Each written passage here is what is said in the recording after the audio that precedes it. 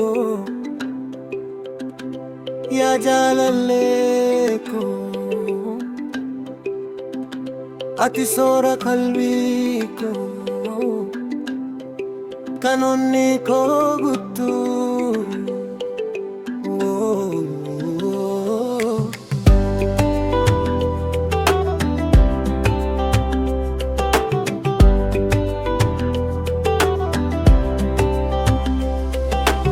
ganama keessa maqaa kee waama, halkan keessa suuraa kee ilaala, yaadni kee akka sirba mi'aawaa keessa onnee koo yeroo hundaa dhagahama. Yoona ilaaltu addunyaan ni miidhagdi, yoona kolfiftu onnee koo ni bohaara. Akka bokkaa birraa lubbuu koo kuftee, akka aduu barii karaa koo iftee. Ati hafuura koo, ati boqonnaa koo, ati gammachuu koo, ati hawwii koo. Mee harka koo qabii wal biraa teenyu, jaala keenya keessa abjuu keenya ijaaru. Sora qalbii koo, yaadama lubbuu koo, si malee eenyutu naaf ta'a. Sora qalbii koo, mootummaa onnee koo, jaalalli kee na jiraachisa. Ati sirba koo, ati miira koo,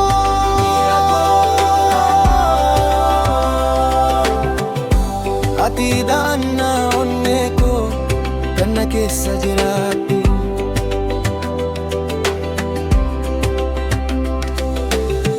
Yeroo rakkinaa cinaa koo dhaabbatta, yeroo gammachuu na waliin kolfta. Akka gaaddisa muka guddaa, nagaa fi boqonnaa naa taata. Ija kee keessa abdii nan argaa, sagalee kee keessa humna nan argada. Daandiin dheeraan yoo nu qunnameyyuu, onneen keenya walirraa hin fagaatu. Ati queen koo, ani king kee, love keenya real hin jiru fake keessa. Heartbeat koo beat kee waliin walitti dhufee sirba ta'ee guyyaa keessa halkan keessa. Suma qofatu yaada koo guutee. Mee naa dhaga'i yaa mootummaa koo, si waliin jechuun jireenya koo guutuu. Yeroo naa darbu, waggaa naa darbu, jaalalli keenya garuu gaalaatti haa dagaagu.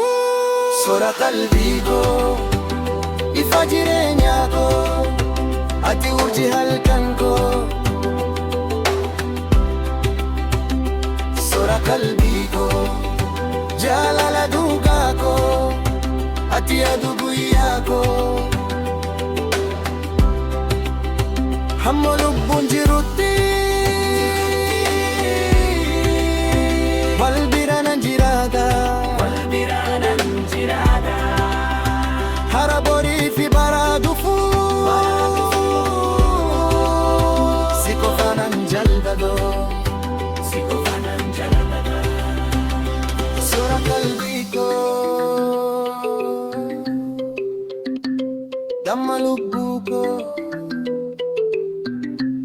onneen koo siif kufadha. Bara bara